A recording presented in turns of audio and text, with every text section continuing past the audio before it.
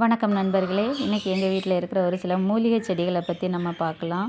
இப்போ நீங்கள் பார்க்குறது வெத்தலை கொடி. வெத்தலை கொடி எவ்வளோ அழகாக படர்ந்து போயிருக்கு பாருங்கள்.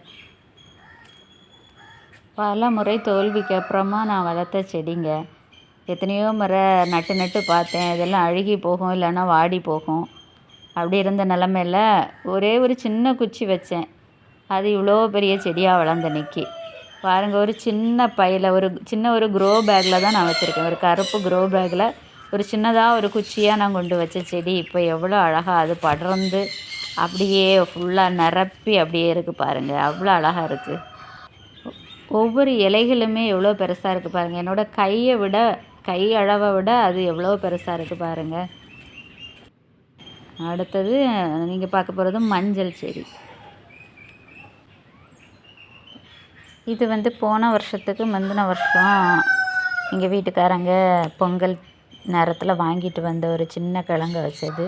போன வருஷம் 1/2 கிலோ அறுவடை எடுத்தோம். இந்த வருஷம் அறுவடைக்கு அது தயாராக இருக்குது. இது கற்பூரவல்லி. இதை நாங்கள் கன்னியாகுமரி மாவட்டத்தில் நவரப்பச்சிலை அப்படின்னு சொல்லி சொல்கிறோம். இது கஷாயம் போடும்போது, சளிக்கு கஷாயம் போடும்போது அது உபயோகப்படுத்துகிறேன். இது திப்பிலி. இது பெரிய திப்பிலி இல்லை, சின்ன திப்பிலி. இதோட அந்த காய்கள் சின்னதாகவே இருக்கும். இதையுமே சளிக்கு கஷாயம் போடும்போது இதையும் சேர்த்து நான் கஷாயம் போடுறது வழக்கம். இது லெமன் கிராஸ் செடிங்க. இதோட இலைகளை பறித்து தேநீர் போட்டு சாப்பிட்டாச்சுன்னா வைரஸ் வியாதிகளை எல்லாம் அகற்றுது அப்படின்னு எல்லாம் சொல்கிறாங்க. எனக்கு தெரியல, ஆனால் நானும் குடிக்கிறேன். இது சங்கு புஷ்பம். இதோட பூக்களை பறித்தும் தேநீர் போட்டு சாப்பிட்றேன். அப்பப்போ எவ்வளோ பூக்கள், இது ஒரு சின்ன செடி தான், பூக்கள் கிடைக்கிறத பொறுத்து தேநீர் போடுறேங்க. இது துளசி. துளசி இல்லாமல் ஒரு மூலிகை தோட்டம் இருக்க வாய்ப்பே இல்லை. இது கருந்துளசி. இதுவுமே கஷாயம் போடுறதுக்கு நான் உபயோகப்படுத்துகிறேன். இது மிளகு செடி.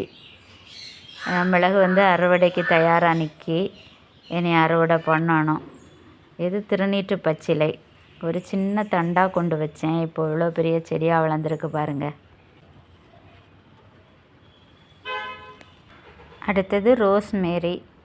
இது நல்லா தான் இருந்துச்சு. செழிப்பாக கொழுன்னு அழகாக தான் இருந்துச்சு. ஆனால் என்னன்னு தெரியல, திடீர்னு ஏதோ பூச்சி தாக்குதல் போல் இருக்குது. இப்படி ஆயிடுச்சு. இது சுகர் துளசி.